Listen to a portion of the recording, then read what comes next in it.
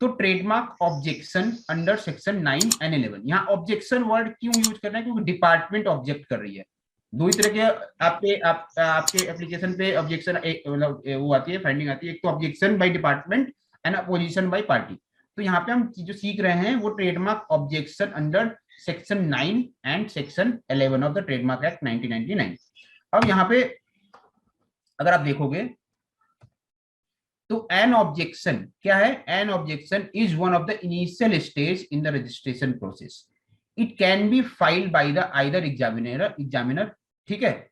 N examiner और registrar में file an objection under section 9, that is absolute ground of refusal, absolute ground of refusal, and section 11 that is a relative ground of refusal. दो ground है, एक है absolute और एक है relative ground, ठीक है। इनके दो ग्राउंड है, absolute and relative ground of refusal of the act on the primarily two ground.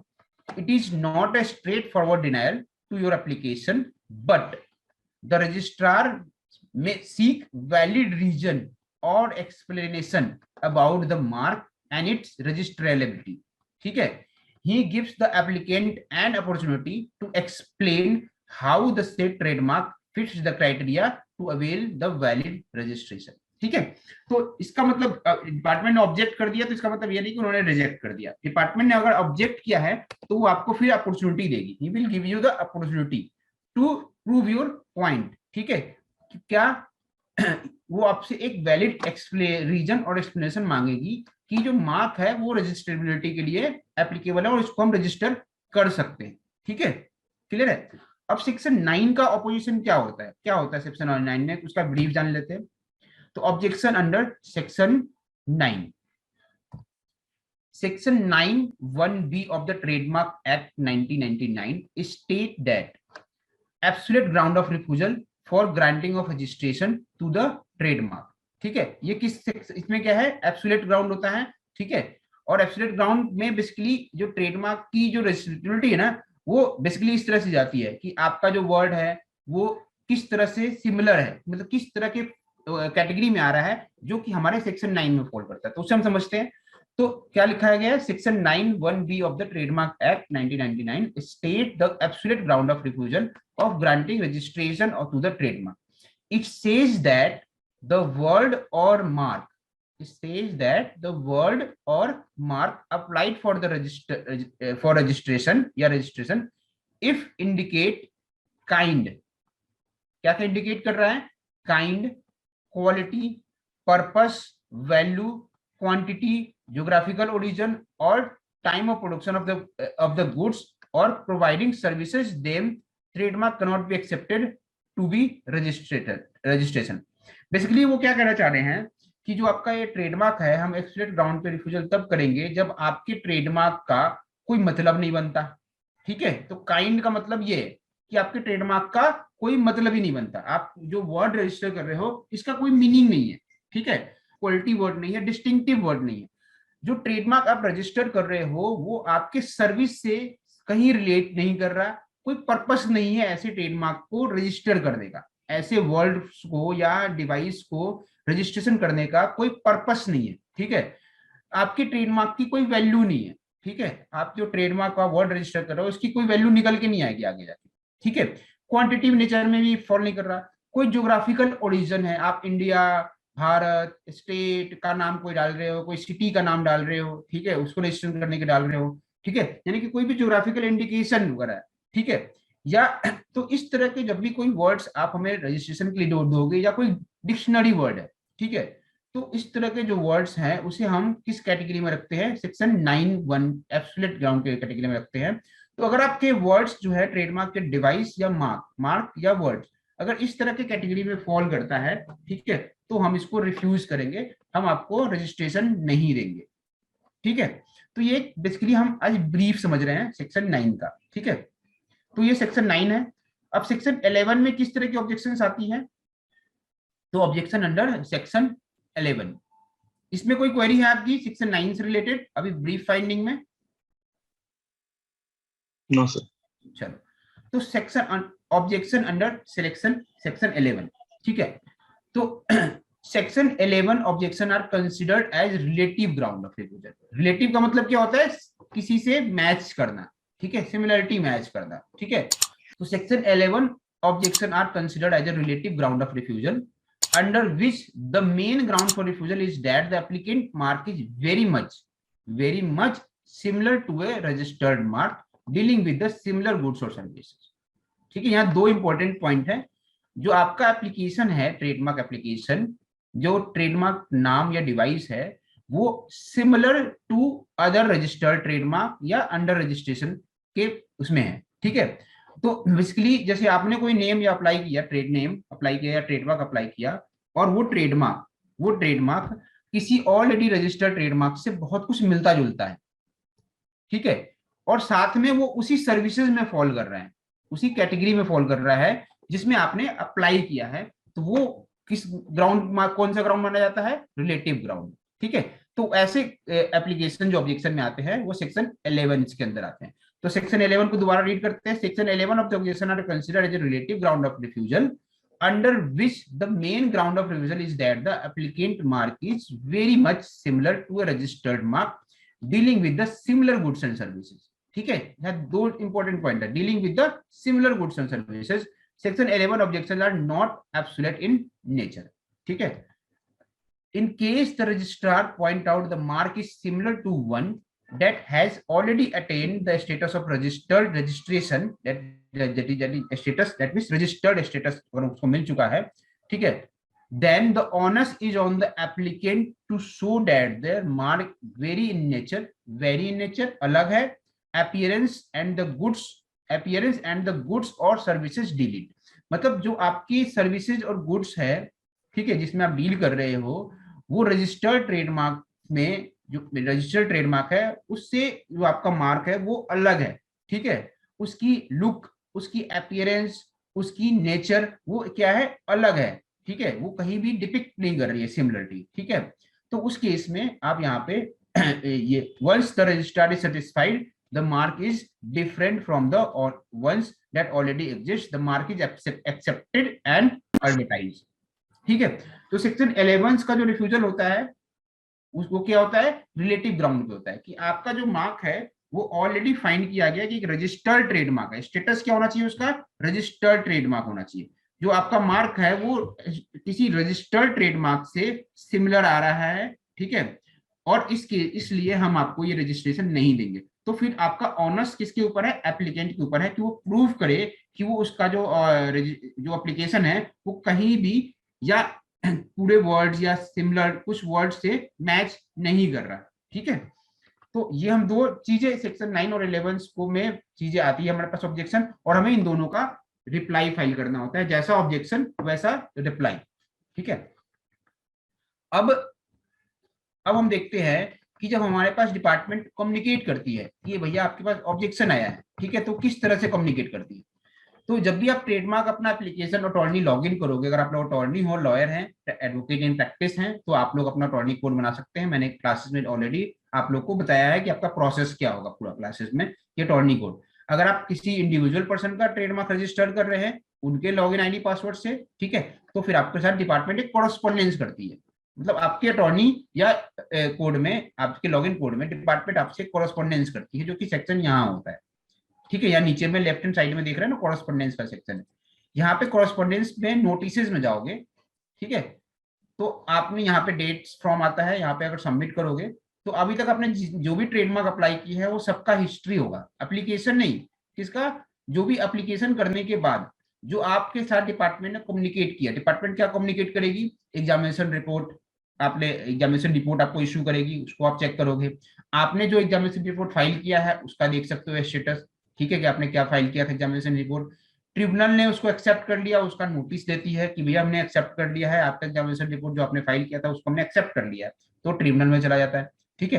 तो इस तरह से आपके ये सारे, इस तरह से डिपार्टमेंट कम्युनिकेट करती है। तो अगर आप इस पे जैसे यहाँ देखो, ये क्या है? एग्जामिनेशन रिपोर्ट, ठीक है, एग्जामिनेशन रिपोर्ट, एप्लीकेशन नंबर 5687723 का, ठीक है, एप्लीकेशन रेफरेंस नंबर क्या है? 5668273 का। तो इसका एक एग्जामिनेशन रिपोर्ट इशू हुआ। इस एग्जामिनेशन रिपोर्ट पे अगर व्यू डिटेल पे क्लिक करोगे तो एक अलग विंडो इशू होगी, और यहाँ पे ये देखो, ये आपका ट्रेडमार्क का एग्जामिनेशन रिपोर्ट है, ठीक है। तो ये अगर आप देखोगे तो ये आ रहा है सेक्शन 11 में। तो इस तरह से मैं 2-3 मैंने आप एग्जामिनेशन रिपोर्ट निकाले हैं, तो आप यहाँ से एग्जामिनेशन रिपोर्ट यहाँ से भी चेक कर सकते हो कि मुझे एग्जामिनेशन रिपोर्ट इशू हुआ है, ठीक है, एप्लीकेशन नंबर के अकॉर्डिंग। और अगर इसका रिप्लाई फाइल करोगे तो यह रिप्लाई है, और ट्रिब्यूनल एक्सेप्टेड, यानी कि इस तरह से है कि आपका ट्रेडमार्क जो है वो एक्सेप्ट कर लिया गया है। किसके लिए? एडवर्टाइजमेंट्स के लिए। Trademark accepted under the provision for the trademark, ठीक है। अब जो एप्लीकेशन जो डिपार्टमेंट हमें जिस तरह से सेक्शन 9 और 11 में जो इशू करती है, वो एक बार मैं आपको दिखाता हूं, ठीक है। देखो, एग्जामिनेशन रिपोर्ट में एक चीज और इशू होती है कि सेक्शन 9 और 11 तो एब्सोल्यूट ग्राउंड और रिलेटिव ग्राउंड का इशू होता ही होता है, साथ में डिपार्टमेंट को अगर एग्जामिनेशन के ड्यूरेशन में लगता है कि कोई एडिशनल डॉक्यूमेंट चाहिए या कोई डॉक्यूमेंट आपने मिस कर दिया है, ठीक है, तो वो भी, तो उसे भी वो एग्जामिनेशन रिपोर्ट के थ्रू ही इशू करती है, ठीक है। वहां पे वो कह सकती है हमें कि आप इसका टीएमएम फाइल करो, ठीक है, ठीक है। अगर आपने कोई डॉक्यूमेंट मिस किया है तो हमें अदर चीज तो फाइंडिंग में नहीं मिली, ठीक है, लेकिन कुछ डॉक्यूमेंट है जो कि आपने मिस कर दिए हैं, इसे आप ये चीजें फाइल करो। देखो, अब एक एग्जामिनेशन, देखो ये क्या है, फ्रॉम द, ये आपका एग्जामिनेशन रिपोर्ट है, ठीक है। क्या लिखा हुआ है यहाँ पे? क्या लिखा हुआ है यहाँ पे? एग्जामिनेशन रिपोर्ट, ठीक है।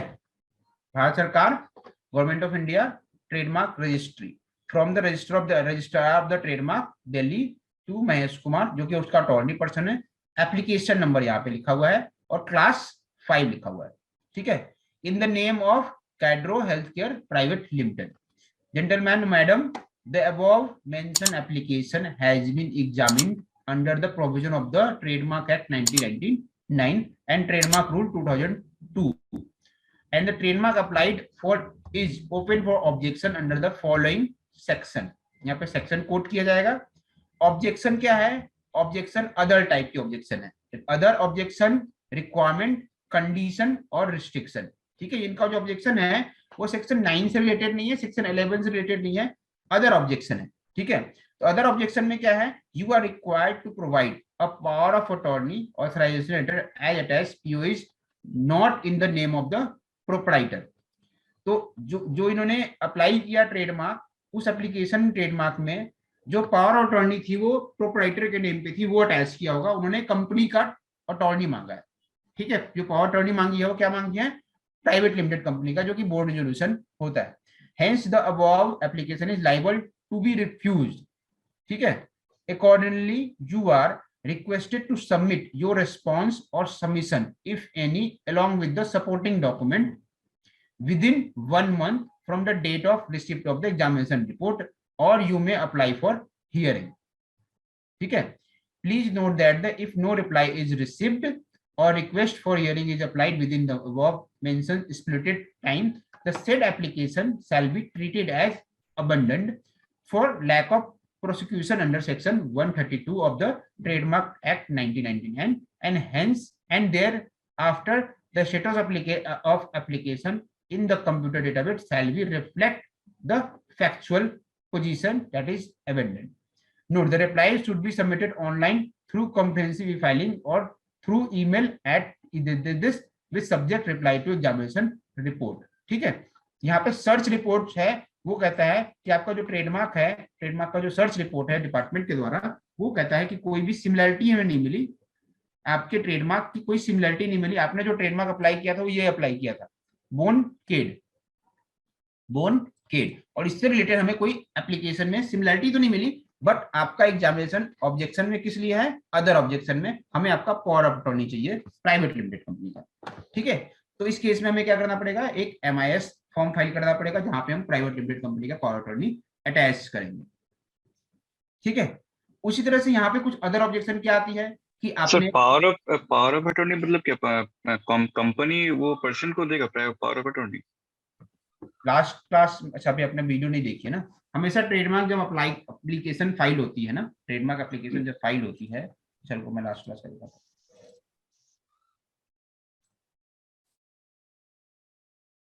कंपनी के केस में देखो कैसे होता है। देखो, ये है TM48, इसे बोलते हैं पावर अटॉर्नी, ठीक है। अच्छा, ये बोलते हैं, ठीक है। Form for authorization of agent in the matter of proceeding under the section 145 और रूलिंग, ये इस तरह से हम पावर अटॉर्नी देते हैं। अपने अटॉर्नी को, जो फाइल कर रहा है ना पर्सन ट्रेडमार्क को, अच्छा उसे हम अटॉर्नी अच्छा बोलते हैं, तो उसे बोलते हैं पावर ऑफ अटॉर्नी। ठीक है, तो इस केस में जो हमारे पास ऑब्जेक्शन रेज हुआ है वो किससे रिलेटेड रेज हुआ है? पावर ऑफ अटॉर्नी से रिलेटेड। ठीक है, उसी तरह से कभी ऑब्जेक्शन आएगा आपका रिलेटेड टू कि आपकी कोई मिस्टेक है या कोई एडिशनल डॉक्यूमेंट्स उनको चाहिए, तो एडिशनल डॉक्यूमेंट आप फाइल करो। ठीक है, कभी वो बोलेंगे कि आपने कुछ क्लरिकल मिस्टेक की है, इसको आप रेक्टिफाई करो एंड फाइल करो टीएमएमएम। यहाँ जब वर्ड आपका स्पेशल मेंशन होगा कि जो आपको रिप्लाई फाइल करना है वो टीएमएमएम फॉर्म के थ्रू फाइल करना है, तो आपको टीएमएमएम फॉर्म वहां पे डालना पड़ेगा और वहां पे अपनी जो डॉक्यूमेंट्स उन्होंने मांगे हैं वो डॉक्यूमेंट्स आपको वहां पे अटैच करने पड़ेंगे। वो लास्ट क्लासेस मैंने टीएमएम की क्लास ली थी। ठीक है, तो उसे आप देख लेना टीएमएम कैसे फाइल करते हैं। हम ट्रेडमार्क ऑब्जेक्शन पे थे, हमने देखा भी अदर ऑब्जेक्शन किस तरह से आती है। अब मैं आपको दिखाता हूँ कि ट्रेडमार्क का जो ऑब्जेक्शन है अगर आपके सेक्शन 9 और 11 में इशू किया गया है तो किस तरह के ऑब्जेक्शन होते हैं। ठीक है, तो सबसे पहले हम ट्रेडमार्क के ऑब्जेक्शन सेक्शन 9 वाले देखते हैं कि ट्रेडमार्क के सेक्शन 9 के ऑब्जेक्शन किस तरह के हैं। ठीक है, तो यह देखो यहाँ पे क्या है, अगेन एग्जामिनेशन रिपोर्ट है, ये सारी आपको पता है। यहाँ पे एप्लीकेशन नंबर आपका गिवन है 565792 क्लास 30, कंपनी का नाम Jai Bajrang and sons private limited, getting in the above mentioned application has been examined under the provision of trademark act and rules and the trademark applied is open for objection under the following reason। अब देखो यहाँ पे दो तरह के इन्होंने objections raise किए इस ट्रेडमार्क में, दोनों है। ठीक है, तो पहले हम 9 वाला देखेंगे। The objection is raised under section 91B of the Trademark Act 1999 as the mark consists exclusively of the words or indication which may serve in the trade to designate the kind, geographical origin of the goods or other characteristic of the goods। अब जो trademark applied है पहले उसको समझो। जो trademark apply किया है हमने, वो जो वर्ड अप्लाई किया है, देखो ये क्या किया है, चंपारण राइस। क्या किया है? चंपारण राइस। ठीक है, तो जो चंपारण राइस है वर्ड, वो हमने यहाँ पे ट्रेडमार्क अप्लाई किया है। ठीक है, अब इसको देखना। अब आपको इस ट्रेडमार्क को देख के क्या लगता है, क्या ये सही रिफ्यूजल है एब्सोल्यूट ग्राउंड का? जो ट्रेडमार्क हमने अप्लाई किया है वो क्या है? चंपारण राइस। अगर आप ट्रेडमार्क के बारे में देखना चाहते हो कि ट्रेडमार्क एप्लीकेशन क्या किया था, ट्रेडमार्क एप्लीकेशन में क्या फाइल किया था, तो यहाँ पे आप क्या सर्च करते हो? ट्रेडमार्क एप्लीकेशन स्टेटस बता रखा है मैंने आपको, यहाँ पे देखो हमारा ट्रेडमार्क एप्लीकेशन नंबर ये है 565792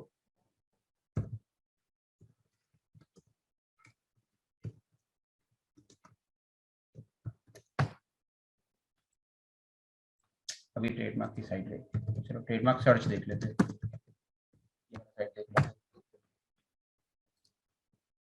हमने जो अप्लाई किया है वो क्या किया, वर्ड चंपारण राइस क्लास 30 में सर्च करोगे तो ये करा जी, हाँ जी, Jai Bajrang and sons private limited ने अप्लाई किया है और ये ऑब्जेक्टेड स्टेटस में। ठीक है, चंपारण राइस। अब एक ट्रेडमार्क उन्होंने एप्लीकेशन दी है यहाँ पे। ठीक है, यहाँ पे पहले तो सेक्शन 9 में क्या कर रहे हैं कि the objection is read under section 91B। ठीक है, as the mark consist exclusively of words or indication which may serve in trade to designate the kind, geographical origin of the goods or other characteristic of the goods. अब यहाँ पे आपको क्या लग रहा है, इन तीनों में से इसमें क्या रिप्रेजेंट कर रहा है, इसको समझो। चंपारण राइस जो है ट्रेडमार्क हमने अप्लाई किया है, क्या ये ट्रेडमार्क जो रिफ्यूजल है, ऑब्जेक्शन है एब्सोल्यूट ग्राउंड का, क्या वो वैलिड रीजन है? सेक्शन 91B लगाया है, वो लगाया है चंपारण वर्ड के ऊपर। ठीक है, जो आप अपने ट्रेडमार्क को प्रोटेक्ट कराना चाह रहे हो वो बेसिकली किस लिए कराना चाह रहे हो, एक वर्ड के ऊपर चंपारण। तो क्या ये आप अगर मान लो इन्होंने ये लगा दिया एब्सोल्यूट ग्राउंड, तो क्या हम इसके रिप्लाई में क्या किस तरह से रिप्लाई प्रिपेयर कर सकते हैं, हम क्या इसके अंदर डाल सकते हैं कुछ चीजें? क्या हम इसको छोड़ दे कि ये आपने ठीक लगाया है, सेक्शन 91B में लगाया है, कोई दिक्कत नहीं है कि एक ऑलरेडी कुछ एप्लीकेशन हम देखेंगे कि जो सेक्शन 91B में ऑब्जेक्शन होने के बावजूद भी वो एक्सेप्ट किए गए, ठीक है। तो एक्सेप्ट किए गए, तो क्यों एक्सेप्ट किए गए, उनका रीजन क्या था, क्यों एक्सेप्टेबल हुए, ठीक है। तो उनके हम केस लॉ को अपने रिप्लाई में डाल सकते हैं, ठीक है। दूसरा, हम कुछ कोर्ट्स के जजमेंट देख सकते हैं, ठीक है, इससे रिलेटेड, सेक्शन 91B से रिलेटेड। और यहाँ पे हम बता सकते हैं कि जैसे कि एक सिमिलर मेरे को भी नजर आया, इंडिया गेट बासमती राइस। अब इंडिया गेट में इंडिया एक वर्ड ऑलरेडी है, ठीक है, इंडिया वर्ड एक ऑलरेडी रजिस्टर्ड वर्ड। इंडिया क्या है, ज्योग्राफिकल इंडिकेशन है। Itself India gate basmati rice trademark है। इंडिया गेट के नाम से कोई ट्रेडमार्क बना सकता है, नहीं बना सकता है। हिंदुस्तान यूनिलीवर एक रजिस्टर्ड ट्रेडमार्क है, ठीक है। तो इस तरह से, लेकिन अभी हमारे ट्रेडमार्क में क्या है, चंपारण राइस है।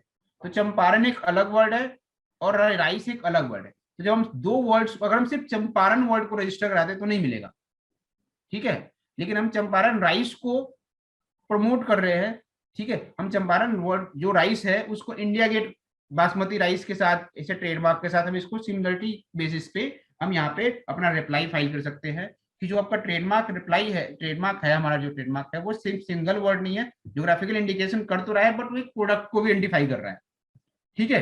ज्योग्राफिकल इंडिकेशन कर तो रहा है लेकिन वो किसी प्रोडक्ट को भी आइडेंटिफाई कर रहा है। तो जो आइडेंटिफाइबल, जो मैंने आपको भी लास्ट में बताया ना, लास्ट ये स्लाइड में, कि आपका ट्रेडमार्क क्या होना चाहिए, आइडेंटिफाइबल होना चाहिए, ठीक है। ये सेक्शन 9 में है ना कि आपका ट्रेडमार्क क्या होना चाहिए, ये इंडिकेटिव एक ज्योग्राफिकल आइडेंटिफिकेशन भी होना चाहिए। बेसिकली उसका पर्पस, उसकी वैल्यू, उसकी क्वांटिटी, ये चीजें भी इसमें मैटर करनी चाहिए। तो अभी हम यहाँ पे एक रिप्लाई दे सकते हैं कि जो हमारा ट्रेडमार्क है वो ज्योग्राफिकल इंडिकेशन चंपारण को तो कर रहा है, लेकिन ये कह रहा है कि चंपारण राइस को हम प्रोटेक्ट करा रहे हैं, ठीक है। चंपारण राइस को प्रोटेक्ट करा रहे हैं कि चंपारण राइस नाम से अगर आप अगर कोई वो लेके आओगे, चावल लेके आओगे, तो वहां पे हमारा कंप्लीट राइट है। आप किसी दूसरे नाम को थोड़ा सा कुछ में डाल दो, कुछ डिपिक्ट कर दो जो कि हमारे सिमिलरिटी से ना आए, ठीक है। तो इस तरह से हमारा ऑब्जेक्शन रेज होता है कि हमारे ट्रेडमार्क को वो देखते हैं और फिर देखते हैं कि हमारे ट्रेडमार्क में किस तरह के वर्ड्स है जो कि सेक्शन 91 से रिलेट करते हैं। फिर यहाँ पे the trademark application is open for objection on the relative grounds also. The trademark application is open for the objection on the relative grounds or of refusal under section 11 of the act because same or similar trademark are already in record of register for the same or similar goods or services. Detail of the same similar trademark is enclosed herewith. तो यहाँ पे department क्या करती है ना, जब ये section 11 का आपको ऑब्जेक्शन रेज करेगी, ठीक है, तो वहां पे आपके साथ आपको एक सर्च रिपोर्ट देगी, ठीक है। क्या देगी, एक सर्च रिपोर्ट देगी कि हमने एक सर्च रिपोर्ट निकाली है। उस सर्च रिपोर्ट में जो आपका ट्रेडमार्क एप्लीकेशन है, ठीक है, ये जो ट्रेडमार्क एप्लीकेशन है और आपका जो वर्ड है, इससे मिलता जुलता एक एप्लीकेशन नंबर है 5, इससे मिलता जुलता एक ट्रेडमार्क ऑलरेडी रजिस्टर्ड है जिसका एप्लीकेशन नंबर क्या है 586784 क्लास 30 कन्फ्लिक्टिंग मार्क, यहाँ पे कुछ दिखा नहीं रहा, ट्रेड जनरल 1861 पर्सन और यहाँ पे नाम। अब मैं इसका बेसिकली वो देख रहा था बट वो चीज खुल नहीं रही अभी,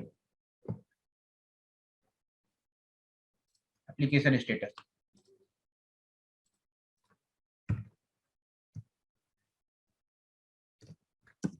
ज्यादातर किसकी पर होती है वेबसाइट,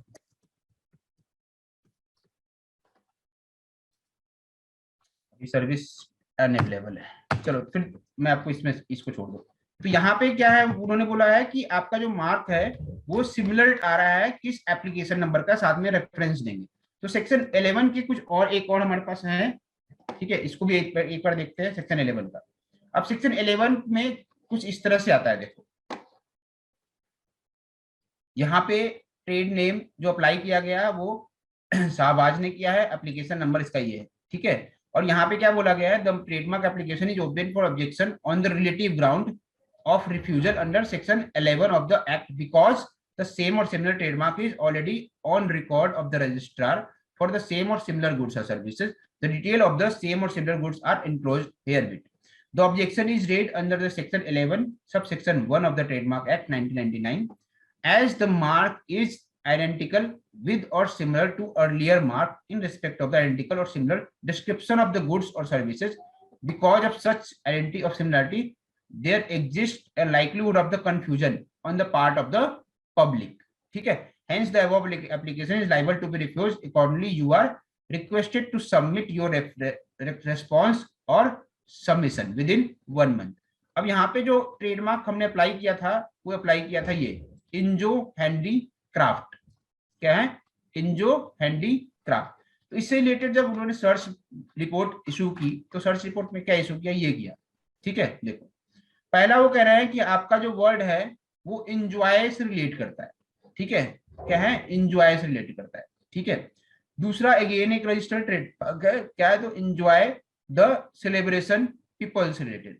ठीक है, फिर तीसरा अगेन है इंजॉय वे टू ड्रीम्स। ठीक है, फिर ये 3 एप्लीकेशन को कह रहे हैं वो सिमिलर है। तो किस बेसिस पे सिमिलर है? हम कह रहे हैं भैया इंजो हैंडीक्राफ्ट, आप कह रहे हो एंजॉय, तो क्या ये एक सिमिलर ट्रेडमार्क है? ये क्या एक वैलिड रिफ्यूजल है?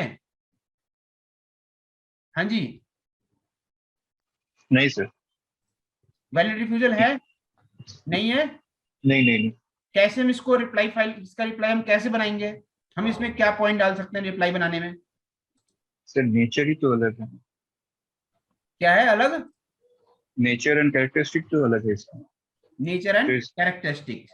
ठीक है, और इसका रिप्लाई आप कैसे बनाओगे?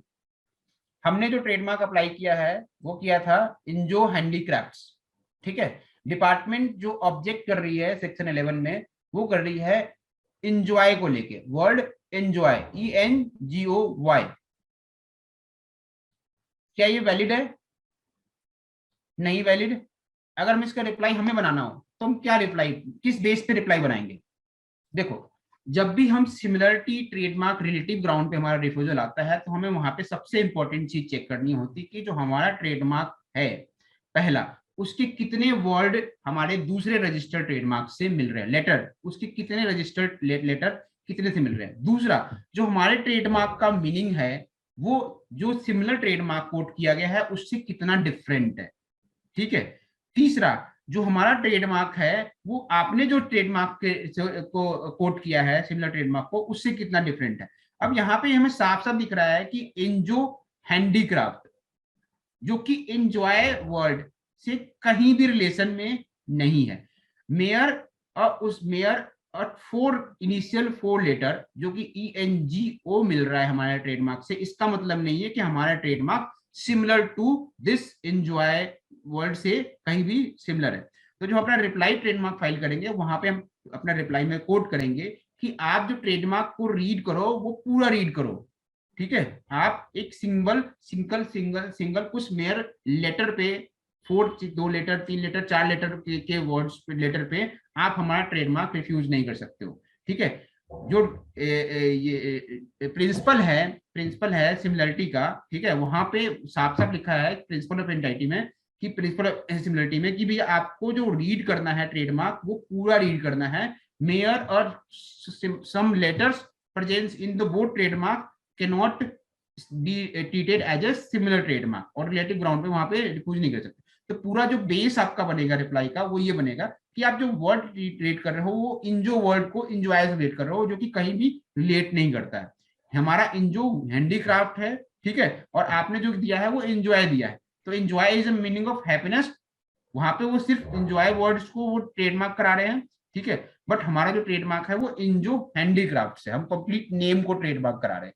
ठीक है, जो हमारा नेम है कहीं भी मैच नहीं कर रहा। तो हम यहाँ से कुछ इस तरह से रिप्लाई बनाते हैं। रिप्लाई में आपको नेक्स्ट क्लास में रिप्लाई ड्राफ्ट करना सिखाऊंगा कि उसके पैराज कैसे रिप्लाई को ड्राफ्ट करते हैं। तो यहाँ पे आपको बस अपना रिप्लाई क्या बनाना है इसको समझना है पहले, रिप्लाई बनाने से पहले, कि जो हमारा ट्रेडमार्क है,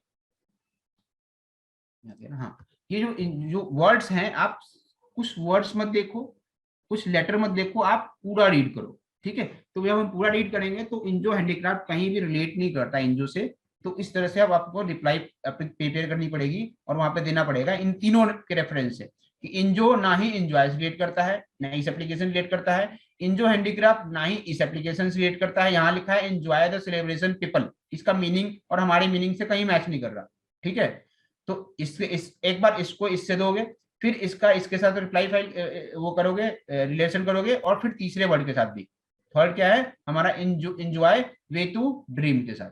तो इससे हमारा ट्रेडमार्क कहीं भी सिमिलर नहीं हो रहा है। तो ये जो आपका सिमिलरिटी सर्च है वो बिल्कुल गलत है, और हमें इसको एक्सेप्ट किया जाए और इसे एडवर्टाइज किया जाए ताकि हमारा ट्रेडमार्क फर्दर प्रोसेस के लिए जाए।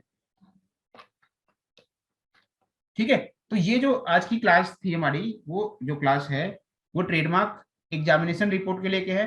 तो इस तरह से आपके 3 तरह के एग्जामिनेशन रिपोर्ट इशू होते हैं। पहला, other grounds, other objects, other reason, ठीक है, जिसमें आपसे वो डॉक्यूमेंट मांग सकता है, कुछ डॉक्यूमेंट चेंज करने के लिए बोल सकता है। ठीक है, दूसरा कि वो कह सकता है कि आपको कुछ एरर्स आपने करे हैं, ठीक है, इसको आप ठीक करो।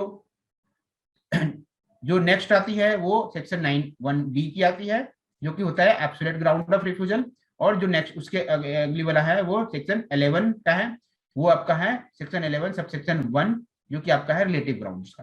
तो इस तरह के आपके एग्जामिनेशन रिपोर्ट इश्यू होंगे। जब भी एग्जामिनेशन रिपोर्ट आपको इशू हो, आपको अपना एग्जामिनेशन रिपोर्ट इशू जो किया गया है उसकी एग्जामिनेशन रिपोर्ट यानी कि सर्च रिपोर्ट को, पहले अगर 11 में है तो सर्च रिपोर्ट को समझना है। सर्च रिपोर्ट में जो मार्क बताए गए हैं उसके रिलेटेड आपको अपना रिप्लाई प्रिपेयर करके सबमिट करना है। और सेक्शन 9 है तो सेक्शन 9(1)(b) में आप बताओगे कि ये सेक्शन 9(1)(b) से रिलेट क्यों नहीं करता। तो अगर सेक्शन 9(b) पूरा पढ़ना है तो हम नेक्स्ट क्लास में देखेंगे, ये पूरा सेक्शन 9(b) है। ठीक है, कि सेक्शन 9(b) में क्या क्या चीजें हैं जो कि कहती है कि भैया ये अगर इस तरह से आप फॉलो कर रहे हैं तो हमारा सेक्शन 9(b) में माना जाएगा और फिर हम इसको नहीं लेंगे। ठीक है, तो ऐसा नहीं है कि आप रिप्लाई फाइल करोगे और सीधा रिफ्यूज कर देंगे। रिप्लाई फाइल करने के बाद भी अगर वो सेटिस्फाई नहीं होते तो they will give you the opportunity in a show cause hearing. ठीक है, जो हम ट्रेडमार्क का रिप्लाई फाइल करते हैं इसमें रिप्लाई टू एग्जामिनेशन रिपोर्ट का, उसके लिए हमारा फॉर्म कौन सा होता है, मिसलेनियस रिप्लाई का। यहाँ पे ये फॉर्म होता है हमारा न्यू फॉर्म फाइलिंग के अंदर में मिसलेनियस रिप्लाई। ठीक है, और यहाँ पे हमारे पास आता है reply to examination report MISR। ठीक है, अगर आप कोई भी रिप्लाई देखोगे अभी जस्ट हमारे पास जो आया है एग्जामिनेशन रिपोर्ट, ये इशू हुई है, देखते हैं इसका। न्यू फॉर्म जाके examination report miscellaneous reply to, और यहाँ पे आपको एप्लीकेशन नंबर डालना है और प्रोसीड करना है। तो इस तरह से आपका खुल जाएगा। ठीक है, अब यहाँ पे आपको ये चीज सर एक बार रिप्लाई होने के बाद वो क्या रिवाइज करते हैं? नहीं, एक बार अप्लाई करते तो रिवाइज नहीं होगा। ठीक है, क्योंकि रिप्लाई आप जब फाइल करते हो तो डिजिटली साइन भी होता है, नॉर्मली सबमिट नहीं होता। ठीक है, तो यहाँ पे एप्लीकेशन नंबर डालोगे, फिर यहाँ पे आपको सिलेक्ट करना है कि इन केस अगर वो शो कॉज हियरिंग देते हैं हियरिंग के लिए तो आप वीडियो कॉन्फ्रेंसिंग के थ्रू अटेंड होना चाहोगे या फिजिकल अटेंड होना चाहोगे। ठीक है, फिर आप चूज करोगे। फिर यहाँ पे या तो अपने रिप्लाई को यहीं पे ड्राफ्ट कर दो, वर्ड में बनाया है तो आप यहाँ पे डाल सकते हो, अदरवाइज यहाँ लिख सकते हो, लिखते हैं हम replies to examination report is attached, और यहाँ पे ये वाला पॉइंट पे क्लिक कर देते हैं और यहाँ पे हम अपलोड में जाके अपने रिप्लाई को अटैच कर देते हैं। ठीक है, जो रिप्लाई बनाते हैं। तो लेकिन अब रिप्लाई बनाना कैसे है वो हम नेक्स्ट क्लास में सीखेंगे। ठीक है, बड़ा इंपॉर्टेंट है रिप्लाई बनाना। रिप्लाई बनाने से पहले आपको कुछ समझना होता है चीजों को, कि आप रिप्लाई का ग्राउंड क्या देना चाहते हो, आपका ग्राउंड क्या है, कि ताकि हमारा ट्रेडमार्क एक्सेप्टेड हो जाए। सेक्शन 9 में बहुत ज्यादा दिक्कत आती है। सेक्शन 9 में हमें थोड़ी सी इशू होती है रिप्लाई को मतलब एक्सेप्टेंस में, बट सेक्शन 11 का रिप्लाई मोस्टली एक्सेप्टेड हो जाता है, मोस्टली एक्सेप्टेड हो जाता है। बहुत ही रेयर केस में बहुत ही सिमिलर ट्रेडमार्क होगा तभी आपका ये एक्सेप्ट नहीं होगा, शो कॉज हियरिंग में चला जाएगा।